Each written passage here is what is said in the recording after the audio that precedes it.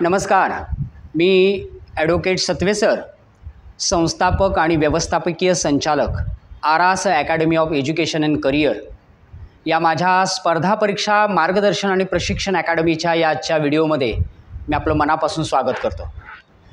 मित्रांनो, मैत्रिणींनो, स्पर्धा परीक्षेच्या क्षेत्रामध्ये विशेषतः रत्नागिरी जिल्हा असेल, सिंधुदुर्ग असेल किंवा रायगड जिल्ह्यामध्ये, कोकणामध्ये स्पर्धा परीक्षेतून प्रशासकीय अधिकारी जन्माला यावेत। विविध पदांवरती क्लास 1, क्लास 2, क्लास 3, गट अ, गट ब, गट क अशा विविध स्तरावरती आपल्या कोकणातून अधिकारी निवडले जावेत। याकरिता Aras academy of education and career ही माझी संस्था प्रामुख्याने मागील काही वर्षांपासून काम करते आहे। निश्चितपणे एक उज्ज्वल ध्येय निश्चित करून आपण ही वाटचाल करत आहोत। प्रामुख्याने या संपूर्ण प्रवासामध्ये एक गोष्ट प्रकर्षाने जाणवते आहे आणि ती म्हणजे विद्यार्थ्यांमध्ये आणि विशेषतः स्पर्धा परीक्षेच्या क्षेत्रात करिअर करू इच्छिणाऱ्या माझ्या विद्यार्थी मित्रमैत्रिणींमध्ये एक गोष्टीची उणीव किंवा कमतरता दिसून आली आणि ती म्हणजे स्पर्धा परीक्षा म्हटली की त्यामधून निवडल्या जाणाऱ्या पदांविषयीची त्यांच्याकडे माहितीची कमतरता ही गोष्ट प्रकर्षाने जाणवली। आणि म्हणूनच आरास academy of education and career Ratnagiri या माझ्या स्पर्धा परीक्षेच्या अकॅडमीच्या माध्यमातून आपण काही नवीन सिरीजच्या माध्यमातून तुमच्या भेटीला येत आहोत। निश्चितपणे कोकण म्हटला की समृद्ध असणारा, समृद्ध परंपरेचा असणारा, संघर्षाचा असणारा, विचारधारेचा असणारा आणि निश्चितपणे राष्ट्राला, देशाला, आपल्या संपूर्ण महाराष्ट्र प्रदेशाला नेतृत्व देण्याची क्षमता या कोकणच्या भूमीमध्ये, या कोकणच्या लाल मातीमध्ये आपल्याला पाहायला मिळते। आरास अकॅडमी रत्नागिरी ही माझी संस्था कोकणातील या लाल मातीमधून प्रशासकीय अधिकारी, अगदी क्लास 1, सुपर क्लास 1, क्लास 2 पदापर्यंतचे अधिकारी इथेच राहून, रत्नागिरीमध्ये राहूनच प्रशासकीय अधिकारी म्हणून कसे घडतील यासाठी कसोशीने, शर्थीने, सातत्यपूर्ण आणि संयमानं प्रयत्न आपले चालू आहेत। आणि म्हणूनच आजच्या या विशेष सिरीजमध्ये मी आपलं मनापासून स्वागत करतो। काय आहे या सिरीजचं महत्त्व? तर प्रामुख्याने आपण प्रयत्न करतो आहे की आपल्या या युवकांना, युवतींना प्रशासनातल्या या विविध पदांविषयी इत्थंभूत माहिती मिळावी, हा त्या पाठीमागचा प्रमुख हेतू आहे। विद्यार्थी मित्रांनो, पालक हो, प्रामुख्याने एक गोष्ट मी तुम्हाला या ठिकाणी नमूद करतो की आरास अकॅडमीच्या माध्यमातून आपण या पदांची विविध स्तरातली इत्थंभूत माहिती आपल्याला व्हिडिओच्या माध्यमातून आपण देऊ करणार आहोत। सो अजिबात वेळ न दवडता मूळ मुद्द्यावर, प्रमुख विषयावर आपल्याला भाष्य करायला आपण सुरुवात करू। आणि मी पुन्हा एकदा आपलं सर्वांचं मनापासून स्वागत करतो। मी ॲडव्होकेट सत्वे सर आपल्या या सत्राला आजच्या सुरुवात करतो आहे। मित्रांनो, मैत्रिणींनो, आजचं पद आहे त्यामुळे पोलीस उपनिरीक्षक पद आपल्याला स्क्रीनवर दिसत असेल। पोलीस उपनिरीक्षक म्हणजे नक्की कोण? म्हणजे मुळातच जर प्रश्नच संपले नाहीत तर कदाचित ध्येयापर्यंत वाटचाल करणं शक्य नाही। आणि ह्या अनुषंगानं आपण विचार करतो आहे, पोलीस उपनिरीक्षक या पदापासून आपण माहिती घ्यायला सुरुवात करणार आहोत। या पदाविषयी माहिती घेताना प्रामुख्याने आपण प्रत्येक गोष्टीचा विचार करणार आहोत। जसं की या पदाची गरिमा काय आहे, या पदाची कर्तव्य काय आहेत, या पदासाठी निवड कशी केली जाते, या पदासाठीची पात्रता काय आहे, या पदाकरता कशा पद्धतीचा परीक्षा पॅटर्न असतो, किंवा या पदावरती रुजू होणाऱ्या व्यक्तीला पुढे भविष्यामध्ये पदोन्नतीच्या नाही का कोणत्या संधी असतात, प्रमोशनच्या कोणत्या संधी असतात, यामध्ये वेतन काय आहे आणि निश्चितपणे समाजामध्ये या पदासाठी, या पदावर काम करणाऱ्या व्यक्तीला काय मान सन्मान असतो, या सगळ्याविषयी आपण भाष्य करणार आहोत। म्हणून मित्रांनो, सुरुवात करूया। PSI म्हटला की पोलीस सब इन्स्पेक्टर, ज्याला आपण मराठीमध्ये त्याला आपण म्हणतो पोलीस उपनिरीक्षक। मित्रांनो, हे पद हे एक अधिकारी पद आहे आणि पोलीस खात्यातले अत्यंत जबाबदारीचं पद आहे। आणि निश्चितपणे पोलीस सब इन्स्पेक्टर, ज्याला आपण पोलीस उपनिरीक्षक पद म्हणतो, हे पोलीस ठाण्यातलं तपास असेल, शिस्त असेल आणि कायदा सुव्यवस्था असेल या संदर्भामध्ये प्रामुख्याने कार्य करणारं हे पद आहे।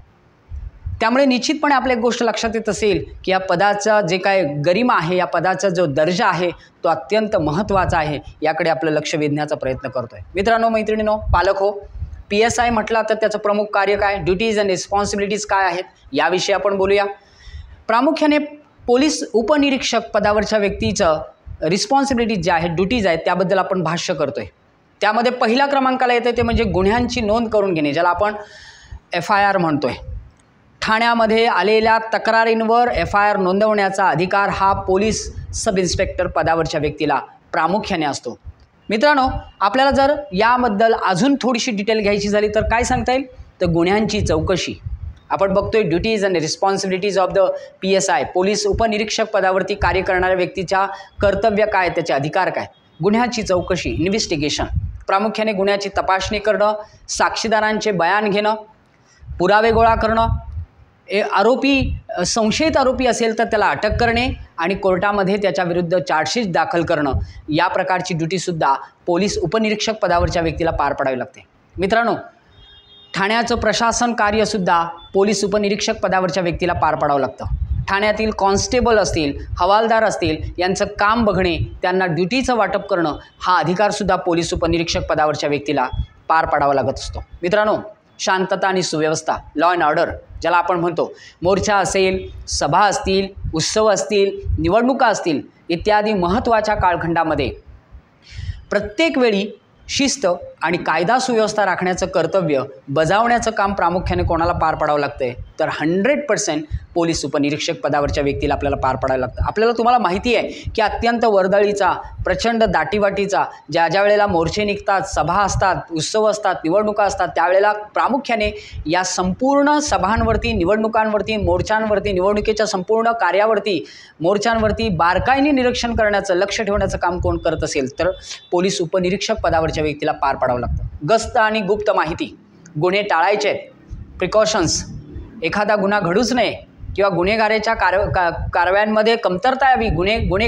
न घडावेत, याकरितासुद्धा त्या परिसरामध्ये ज्या प्रदेशाचं परिसराचं कर्तव्य त्याला बजवायसाठी दिलेलं आहे, अशा पोलीस उपनिरीक्षक पदावरच्या व्यक्तीला गुन्हे टाळण्यासाठी परिसरामध्ये गस्त घालणे आणि माहितीदारांकडून, ज्याला आपण म्हणतो की त्यांचे गुप्तहेर आहेत, जसे छत्रपती शिवाजी महाराजांच्या काळामध्ये गुप्तहेर असायचे, तसे पोलीस प्रशासनामध्ये सुद्धा पोलिसांना मदत करणारे, सहकार्य करणारे, जेणेकरून त्यांच्या माहितीच्या आधारे एखादी घटना कशी टाळता येईल यासाठी मदत करण्याचं, त्यांची माहिती गोळा करण्याचं काम हे पोलीस उपनिरीक्षक पदावरच्या व्यक्तीला करावं लागतं. मित्रांनो, PSI हा कोणत्या पदावर असतो, या प्रश्नाचं उत्तरसुद्धा आपल्याला अपेक्षित आहे. निश्चितपणे ही सगळी माहिती कशासाठी आहे, तर जेणेकरून आपण जे स्वप्न पाहतोय, आपण ज्या स्वप्नांचा पाठलाग करतोय, ते स्वप्न प्रत्यक्षात आणण्यापूर्वी आपल्याला त्या पदाबद्दल इत्थंभूत माहिती असेल तर कदाचित आपल्या तयारीला आणखीन जोर देता येईल. आणखीन तयारी आपण शिस्तबद्ध पद्धतीनं आणि अत्यंत तन्मयतेनं, एकाग्रतेनं करायला सुरुवात करू शकतो. सो PSI हा कोणत्या पदावर असतो, तर मित्रांनो, पोलीस प्रशासनामध्ये जर पदाचा क्रम पाहिला तर पहिला म्हणजे अगदी बॉटम टू टॉपकडे जायचं झालं तर कॉन्स्टेबल, त्याच्यानंतर हेड कॉन्स्टेबल, त्यानंतर असिस्टंट सब इन्स्पेक्टर ASI आणि त्यानंतरचं जे पद आहे ते पोलीस सब इन्स्पेक्टर पद पाहायला मिळतं. पुढे मग पदोन्नती आहेच, म्हणजे प्रमोशन्स बेसिसला विचार केला तर ते पुढे आपण पाहतोय, पण साधारणपणे आपल्याला बॉटमपासून तळापासून जर आपण वरच्या बाजूला जायचं झालं तर कॉन्स्टेबल हे तळातलं पहिलं पद आहे, त्याच्यानंतर हेड कॉन्स्टेबल आहे, त्यानंतर असिस्टंट सब इन्स्पेक्टर आहे आणि त्यानंतर मित्रांनो पोलीस सब इन्स्पेक्टर पद पाहायला मिळतं. त्याच्यावरती जर विचारात धरलं तर पोलीस इन्स्पेक्टर PI आणि त्यानंतर DYSP पद आपल्याला पाहायला मिळतं. मित्रांनो, म्हणजेच पोलीस उपनिरीक्षक पद हे जे आहे ते मध्यम दर्जाचं अधिकारी पद आहे आणि तो ठाण्यातला अधिकारी असतो, पण त्याच्याही पेक्षा वर पोलीस इन्स्पेक्टर, ज्याला मी मगाशीच आता म्हटलं पोलीस निरीक्षक पद असतं, याबद्दलची माहितीसुद्धा मी आपल्याकडे शेअर केलेली आहे. मित्रांनो, पोलीस सब इन्स्पेक्टर बनायचं आहे, पोलीस उपनिरीक्षक पदावरती आपल्याला जायचं आहे, त्यासाठी आपल्याला प्रयत्न करायचे आहेत. तर त्यासाठीची पात्रता काय, what is the eligibility criteria for the PSI, police sub inspector पदासाठीचा क्रायटेरिया काय आहे याबद्दलची आपल्याला माहिती घ्यायला पाहिजे. त्यासाठी शैक्षणिक पात्रता सिंपल, पदवीधर असला पाहिजे. कोणत्याही मान्यताप्राप्त विद्यापीठाची पदवी ही ज्या उमेदवारांकडे आर्ट्स, कॉमर्स, सायन्स कोणत्याही शाखेचा पदवीधर असेल, नाही का, मेडिकल, इंजिनिअरिंग, फार्मसी, नर्सिंग, नाही का, कृषी, कोणत्याही क्षेत्राची पदवी त्याच्याकडे असेल, असा पदवीधर विद्यार्थी माझा मित्रमैत्रीण या पदासाठी काय आहे, पात्र आहे. एनी ग्रॅज्युएट अशा संदर्भामध्ये आपण त्याची डेफिनेशन करू शकतो. वयाची मर्यादा आखून द्यायची झाली तर MPSC आयोगाच्या माध्यमातून सर्वसामान्य वर्गासाठी, ज्याला आपण अनारक्षित अराखीव जागांसाठी विचारात घेतला तर तिथे आपल्याला किमान 19 वय आणि जास्तीत जास्त 31 वयापर्यंत ही परीक्षा देता येते. आणि जर आपण मागासवर्गीयांमध्ये जर विचार केला, नाही का, OBC असेल, इतर मागास वर्ग वगैरे असेल तर त्याच्यासाठी किमान वय 19 आहे आणि जास्तीत जास्त वय 34 आहे. बाकीचे क्रायटेरिया आहेतच, म्हणजे वयामध्ये शिथिलता, SC ST, अनाथ, अपंग, नाही का, माजी सैनिक, यामधला बदल आपल्याला पाहायला मिळेल. पण प्रामुख्याने मागास आणि अमागासमधला फरक मी आपल्यासमोर ठेवला. जास्तीत जास्त वयाची मर्यादा ही 31 वर्षापर्यंत ही परीक्षा तुम्हाला देता येते आणि जर तुम्ही मागासवर्गीय असाल तर तुम्हाला 34 वयापर्यंत ही परीक्षा देता येते. शारीरिक पात्रतेचे निकषसुद्धा तुम्हाला सांगतो. या संपूर्ण निवड प्रक्रियेमध्ये ही महत्त्वाची घटक आहे. जिथे पुरुषांची उंची आपल्याला 165 सेंटीमीटर लागते तर महिलांसाठी उंची जी आहे ती 157 सेंटीमीटर आपल्याला पाहायला लागते. ते आवश्यक आहे. पुरुषांसाठी विशेषतः स्पेसिफिकली छाती जी आहे ती 79 सेंटीमीटर पाहिजे, ही न फुगवता छाती आहे, आणि तर किमान 5 सेंटीमीटरपर्यंत अधिक छाती फुगवण्याची क्षमता त्या कॅन्डिडेटमध्ये असायला पाहिजे. हा क्रायटेरिया फक्त आणि फक्त पुरुष कॅन्डिडेटसाठी आहे. महिलांसाठी हा क्रायटेरिया शारीरिक चाचणीचा नाही आहे. PSIची भरती कोण करतं मित्रांनो? तर त्याचं स्पेसिफिकली आन्सर आहे महाराष्ट्र राज्य लोकसेवा आयोग, ज्याला आपण महाराष्ट्र पब्लिक सर्व्हिस कमिशन म्हणतोय. MPSC आयोगाच्या माध्यमातून PSIची भरती केली जाते मित्रांनो. तर काही पदांसाठी आपल्याला पाहायला मिळतं की विभागीय स्तरावरती मर्यादित स्पर्धा परीक्षेच्या माध्यमातून PSI भरती केली जाते. जसं की एक स्पेसिफिक क्रायटेरिया आहे की ज्याने कॉन्स्टेबल म्हणून, पोलीस शिपाई म्हणून ज्यांनी 5 वर्षापेक्षा अधिक काळ सेवा बजावलेली आहे अशा माझ्या मित्रांसाठी, मैत्रिणींसाठी डिपार्टमेंटल PSI एक्झाम ज्याला आपण म्हणतो ती देता येते. म्हणजे डिपार्टमेंटल PSI देऊनसुद्धा आपल्याला PSI होता येतं आणि तुम्ही डिरेक्टली MPSC आयोगाच्या माध्यमातून सुद्धा PSI होऊ शकता.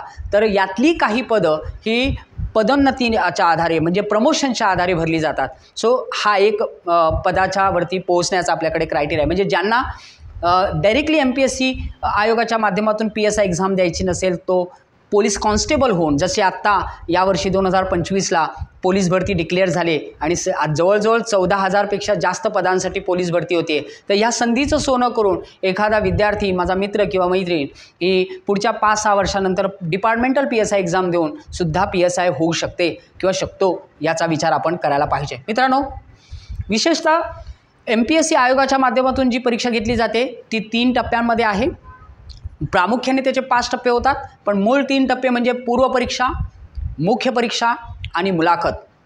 यानंतर सगळ्यात महत्त्वाचं असतं ते ग्राउंड टेस्ट आणि फिजिकल टेस्ट. ग्राउंड टेस्टमध्ये विशेषतः आपल्याला पाहायला मिळतात की ग्राउंडची मैदानी चाचणी परीक्षा जी आहे ती 100 गुणांची असून ती क्वालिफाय परीक्षा आहे, अर्हताकारी आहे. म्हणजे किमान तुमच्याकडे 60% मार्क्स मिळवले पाहिजे. म्हणजे 100पैकी 60 मार्क मिळवलेत तर तुम्ही निश्चितपणे तो जो टप्पा आहे तो तुम्ही सक्सेसफुल पूर्ण करू शकता. जसं की गोळाफेक आहे, पुलअप्स आहेत, लांब उडी आहे, 80 मीटर 800 मीटर धावण्याची स्पर्धा आहे.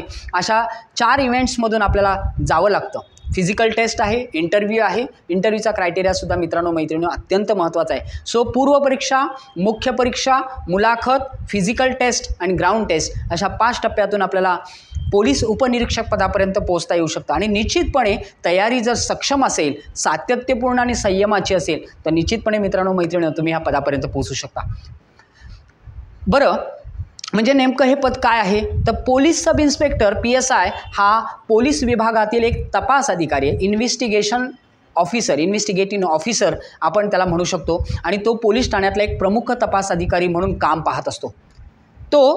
त्याचं सुपरविजन किंवा त्याच्या सिनियरिटी कोण आहे तर त्याला आपण म्हणतो की जसं की त्याच्याखाली assistant sub inspector, head constable, मगाशी आपण जसं म्हटलं तर तसं असिस्टंट सब इन्स्पेक्टर, त्याच्यानंतर हेड कॉन्स्टेबल, त्यानंतर कॉन्स्टेबल अशी टीम त्याच्या हाताशी असते. तर त्याच्यावर नियंत्रण ठेवण्याचं काम जे आहे त्याचे वरिष्ठ अधिकारी जसे की पोलीस इन्स्पेक्टर ज्याला आपण PI म्हटलं आहे, आणि दुसरं म्हणजे डेप्युटी सुपरिटेंडंट ऑफ पोलीस ज्याला आपण DYSP म्हणतो, किंवा जर आपण शहरी भागामध्ये गेलो तर आपल्याला SAP assistant commissioner of police या पदावरची व्यक्ती त्याला काय करत असते, त्याचं नियंत्रण करत असते. सो पोलीस उपनिरीक्षक पदाच्या व्यक्तीच्या हाताबरोबर त्याच्या खाली काम करणाऱ्यांची संख्या, तर त्या लोकांची 3 आपण पाहतोय पदानुसार. एक म्हणजे assistant sub inspector, head constable and the constable, आणि त्याच्यावर नियंत्रण ठेवण्याचं काम कोण करत आहे तो पोलीस इन्स्पेक्टर ज्याला पोलीस निरीक्षक म्हणतोय आपण PI, आणि deputy superintendent of the police DYSP पदावरची व्यक्ती त्याला नियंत्रित करण्याचं काम करते. मित्रांनो,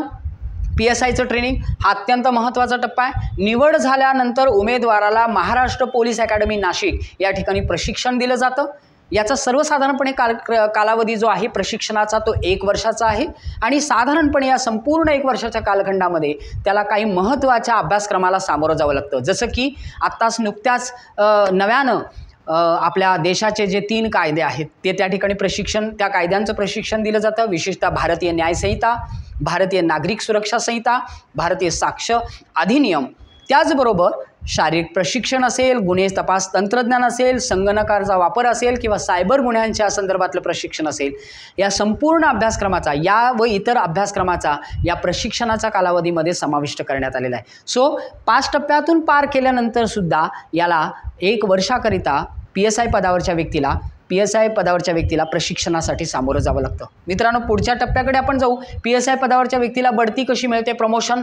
तर निश्चितपणे तुम्ही केलेलं चांगलं काम, तुम्ही घेतलेली मेहनत, तुमचं उत्कृष्ट कामगिरी याच्या आधारावर तुम्हाला पुढच्या पदावरती बढती मिळू शकते.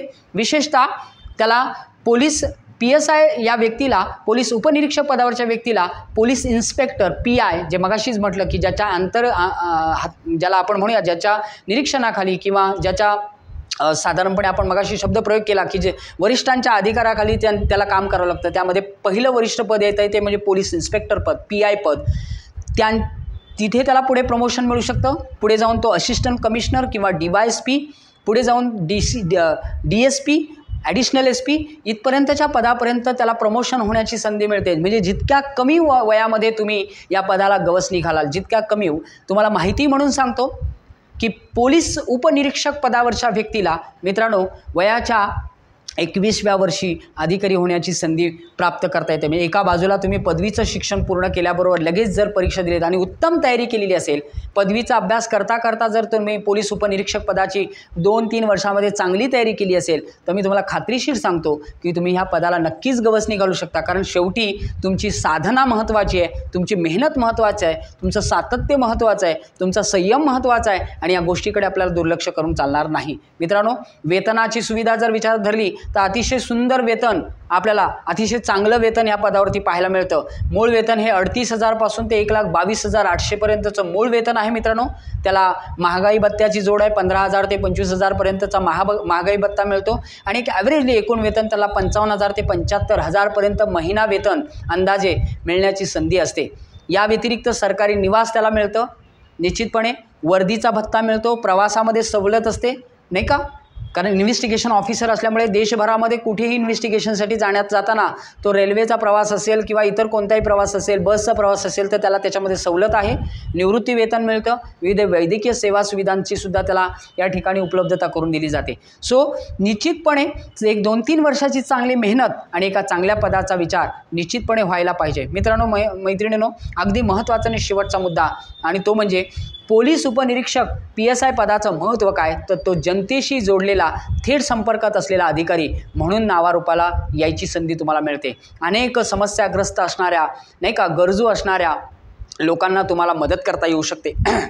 कायद्याची अंमलबजावणी, गुन्ह्याचं नियंत्रण हे PSIचं प्रमुख कार्य आहे आणि पोलीस दलामध्ये त्याचा दर्जा अत्यंत सन्माननीय आणि जबाबदारीचा असतो. मित्रांनो, मैत्रिणींनो, याच व्यतिरिक्त तुम्ही विचार केला तर मुळातच वर्दीसाठी त्याला खाकी रंगाची पोलीस वर्दी असते आणि त्याच्या खांद्यावर एक स्टार असतो आणि तो त्याचा दर्जा दर्शवण्याचं काम करत असतो. त्यामुळे निश्चितपणे आपण जर या संपूर्ण प्रवासाचा विचार केला तर पोलीस उपनिरीक्षक पदासाठी आपण आपल्या नजरेसमोर आपलं स्वप्न निश्चित करण्यासाठी म्हणून आपण अशा पद्धतीच्या या मार्गदर्शन व्हिडिओची सुरुवात करतोय. असं आपण प्रत्येक व्हिडिओमध्ये एका नवीन पदाची माहिती घेणार आहोत आणि मी तुम्हाला आवाहन करेन की आरास academy of education and career Ratnagiri या माझ्या स्पर्धा परीक्षा मार्गदर्शन आणि प्रशिक्षण अकॅडमीच्या माध्यमातून या प्रत्येक पदासाठी शाश्वत आणि निश्चितपणे संयमाने सातत्याने होणारी तयारी तुम्हाला करून घेता येईल. मी आपल्या सर्वांना आवाहन करेन की कोकणातला प्रत्येक युवा आणि प्रत्येक युवती की जिला खऱ्या अर्थानं प्रशासनामध्ये सेवा बजावण्याची इच्छा आहे त्यांनी या पदाचं स्वप्न बघावं आणि या स्वप्नांचा पाठलाग करावा. या व्हिडिओचा हेतू एकमेव आहे की आपल्याला जर माहिती परिपूर्ण असेल तर आपल्या स्वप्नांचा पाठलाग करणं आपल्याला सोपं जाईल. जसं मार्गाची दिशा, मार्ग व्यवस्थित माहिती असेल, माहिती असेल तर आपल्याला प्रवास करणं अत्यंत सोपं जातं. सो मनापासून मी आपल्या सगळ्यांचं धन्यवाद व्यक्त करतो आणि या व्हिडिओला आपण नक्कीच लाईक करा, शेअर करा आणि आपलं यूट्यूब चॅनल सबस्क्राईब करायला विसरू नका. मनापासून धन्यवाद. Thank you very much.